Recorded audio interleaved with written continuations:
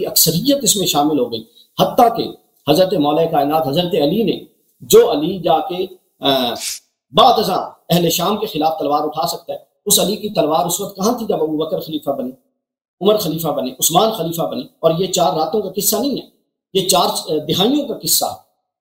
اگر حضرت علی نے اس کو ڈسون کیا ہوتا، کوئی ایک اہل سنت اہل تشیع کی ٹوٹی موٹی کمزور باتوں کے علاوہ مضبوط بات بتائیں کہ حضرت علی نے یہ مضبوط اقدام کیا تھا خلافت راشدہ کے خلاف، تو اس کو ڈسون کرتے؟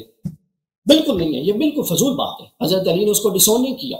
ہاں، آپ یہ کہہ سکتے ہیں حضرت علی کو، حضرت علی کی حضرت علی حقدار تھے، یہ تو میں بھی کہہ سکتا ہوں، اس میں کون سی حرج والی بات ہے؟ حضرت علی موسٹ ڈیزرونگ تھے، یہ تو میں بھی کہہ سکتا ہوں، اس میں کون سی حرج والی بات ہے؟ لیکن ان چیزوں سے خلافت راشدہ کا باطل ہونا نہیں۔ معیار حضرت علی ہیں، حضور نے حضرت علی کو معیار بنایا۔ مجھے ایک ایسا اقدام بتائیے، کمزور باتیں نہیں کرنی، حضرت علی نے خلافت راشدہ کے خلاف فلاں اقدام کیا، امام حسن نے خلافت راشدہ کے خلاف فلاں اقدام کیا، امام حسین نے خلافت راشدہ کے خلاف فلاں اقدام کیا۔ حضرت علی کے وہ صحابی جن کو اہل تشیع بھی مانتے ہیں، حضرت سلمان، حضرت مقداد بن اسود اور باقی تمام، انہوں نے خلافت راشدہ کے خلاف کیا اقدام کیا؟ کنسیڈریبل اقدام بتائیے۔ انفرادی آراء، سیاست میں اتفاق یا اختلاف یہ چلتا رہتا ہے، یہ آپ سوال نوٹ کر لیجیے۔ اگلی بات ہے یہ اس کے بعد آپ نے ائمہ کی عصمت کو اتباع سے جوڑا، ٹھیک ہے؟ اتباع، اب مجھے ایک بات بتائیے، میرا یہ دعویٰ ہے کہ ہم ائمہ اہل بیت کی اتباع کرتے ہیں، اب آپ کے مطابق اتباع ہو یہ کہاں سے ثابت ہوگا؟ میں کہتا ہوں کہ مولا علی پر تو میری جان قربان، امام حسن اور امام حسین پر، اور ان کی جو روایات اور جو ان کے اقوال ہم تک صحیح سند سے پہنچے ہیں وہ ہمارے سر آنکھوں پر۔ اب آپ ہمیں باؤنڈ کریں کہ نہیں، حضرت علی اور مولا کائنات اور اہل بیت کا مذہب اور اہل بیت کے آراء صرف وہ ہیں جو آپ کے پاس ہیں۔ اس نے پوچھا ہے کہ امیر المؤمنین علیہ السلام نے، اہل بیت علیہ السلام نے ابو بکر عمر کے خلاف تلوار کیوں نہیں اٹھایا؟ ٹھیک ہے نا؟ کم از کم اپنی کتاب پڑھ لیتے ڈاکٹر صاحب، اس سے پہلے کے سوال کرتے کہ اس کی دیکھیں ابو بکر کے عمر کی خلافت پہ کوئی نص نہیں ہے، مشورے سے نہیں بنے، سیاست بازی سے بنے ان کی خلافت، یہ نص کے خلاف ان کی سیاست، ان کی حکومت بنی ہے، یعنی نص کے مخالفت میں نص کیا ہے؟ اہل بیت علیہ السلام کی اتباع کرو، وہ امام وہ ہیں، یہ ان کی حکومت بنی ہے بغیر نص کے خلاف۔ ومن لم يحكم بما انزل الله فاولئك هم الكافرون، ان کی خلافت ہی کفر ہے، یہ کوئی چھوٹی بات نہیں ہے۔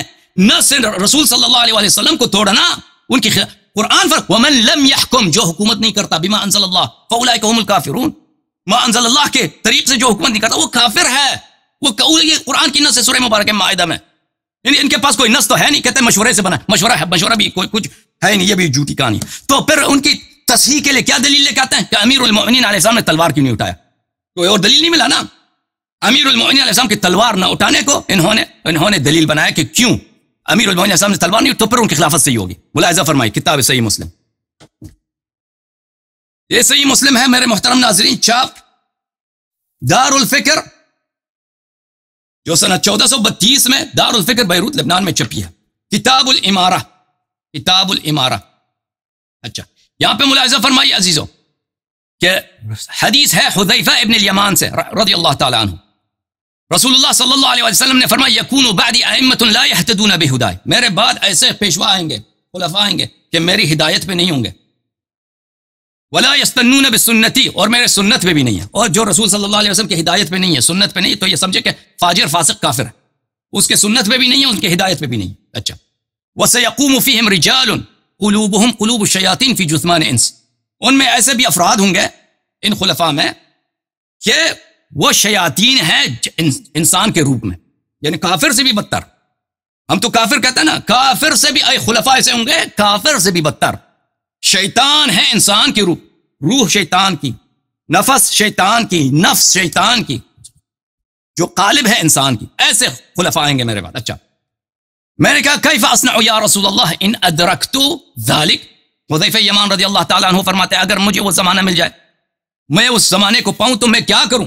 تو فرمایا رسول اللہ صلی اللہ علیہ وسلم اس حدیث کی روح سے، تسمع وتطیع للامیر، وہی خلیفہ جو شیطان ہے اس کی طاعت کرو۔ اچھا، وَإِن ضُرِبَ ظَهْرُكَ أَوْ ضَرَبَ ظَهْرَكَ وَأَخَذَ مَالَكَ أَوْ وَأُخِذَ مَالَكَ فَاسْمَعْ وَأَطِعْ، چاہے وہ آپ کو مارے، آپ کی مال کو غصباً ظلماً، آپ کی مال کو بھی آپ سے چھین لیں، آپ اس کی بات سنیں، اس کی طاعت کریں، ٹھیک ہے نا؟ جب آپ خود لے کے آتے ہو نا روایت اپنی کتب میں کہ خلیفہ اگر شیطان بھی ہو تو اس کے خلاف تلوار اٹھانا حرام ہے، یہ ہماری شریعت، ہماری فقہ میں تو نہیں ہے، اہل بیت علیہ السلام کے مذہب میں نہیں ہے، آپ لوگوں کے پاس ہے. تو پھر آپ کے سوال کا کم از کم اپنی مذہب کو سیکھ لو ڈاکٹر صاحب. تو پھر آپ کا یہ حق نہیں بنتا ہمیشہ کے لیے باب ختم کر دو کہ امیر المومنین علیہ السلام نے تلوار کیوں نہیں اٹھایا. یہ دلیل بنتی ہے ابوبکر اور عمر کی خلافت کی صحت کی. ان کا تلوار نہ اٹھانا اپنی ان کی خلافت کی صحت نہیں کی دلیل نہیں بنتی. اب صحیح مسلم دیکھو، کیونکہ جو شخص شیطان کی بھی حکومت ہو نا، اس کے خلاف آپ کے مذہب میں تلوار اٹھانا حرام ہے. تو پھر آپ یہ نہ کہہ دو شیطان کی حکومت میں مولا کائنات 30 سال خاموشی سے تلوار نیام میں رکھ کے چلتے رہے. دیکھیں ہم کہہ رہے ہیں آپ کی کتاب میں موجود ہے. اچھی میں آپ کے سوال کا جواب دیتا ہوں، آپ میری بات نہ کاٹیں، میرا بھی جملے ختم ہونے والے. آپ نوٹ کر رہے ہیں نا جیسے میں نوٹ کر رہا تھا. آپ ختم کیجئے، مجھے بات کرنے دیجیے. ہاں اب ختم کرتے ہیں. اچھا آپ نے کہا کہ انہوں نے کیوں تلوار نہیں اٹھایا. دیکھیں ایک چیز جو حرام ہے آپ کے مذہب میں، ایک چیز جو حرام ہے آپ کے مذہب میں، وہ اس کو نہیں پوچھتے کہ اس کو کیوں نہیں کیا. ابھی کوئی شخص مجھ سے آ کے کہہ دے کہ بھائی تم رمضان میں روزہ کیوں رکھتے ہو، روزہ نہ رکھا کرو، تو میں کہہ دوں گا تو کافر ہے. روزہ رکھنا تو واجب ہے. جو چیز آپ کے مذہب میں حرام ہے وہ اس کو نہیں پوچھتے. آپ کے مذہب میں اگر شیطان کی حکومت ہو نا، اس کے خلاف بھی تلوار اٹھانا حرام ہے. فاسق فاجر خلیفہ جو بھی ہے اس کے خلاف تلوار اٹھانا حرام ہے. تو اس سے اس کی خلافت کی تصحیح نہیں ہوتی. اچھا امیر المومنین علیہ السلام نے کیوں تلوار نہیں اٹھایا؟ آپ کے اس کا جواب یہی ہے کہ رسول اللہ ہمارے مذہب میں رسول اللہ صلی اللہ علیہ وسلم کا ارشاد یہی تھا کہ اگر تجھے انصار ملیں، تجھے یار ملیں، تجھے یاور ملیں، تجھے سپاہی ملیں کہ تو ان کے خلاف جہاد کر سکتا ہو تو ان کے خلاف جہاد کر. اگر نہ ملے تو اپنی جان بچا لے، ان کے خلاف جہاد نہ کر. اور یہ تو متفق علیہ لا یکلف اللہ نفسا الا وسعها، کہ اگر کسی چیز کی طاقت نہیں ہے تو انسان سے وہ ساقط ہو جاتا ہے. اگر کسی چیز کا ضرر زیادہ ہے، فائدہ کم ہے، وہ ساقط ہو جاتا ہے. اگر امیر المومنین علیہ الصلوۃ والسلام جہاد کرتے، ان کے پاس سپاہی نہیں ہے، وہ خود شہید ہو جاتے ہیں، ان کا اہل خانہ سب شہید ہو جاتے ہیں، دینی خط تباہ ہو جاتا ہے ان کی شہادت سے. تو پھر ان کی شہادت طبعا یہ ان کے لیے جہاد حرام تھا اور انہوں نے وہی کیا. یہ ہمارے مذہب، یہ اس کی نصوص ہمارے پاس بہت زیادہ ہیں.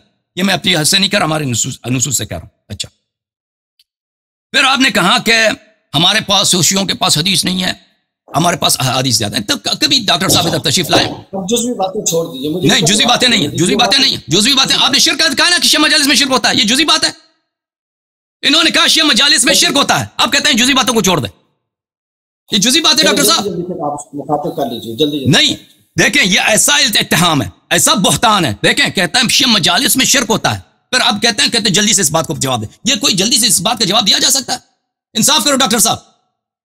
میں آپ کو کہہ دوں کہ آپ لوگ سب مشرک ہو، آپ جو ہے اس کو جلدی سے جواب دیں گے؟ آپ کہتے ہو کہ شیعوں کے پاس حدیث نہیں ہے.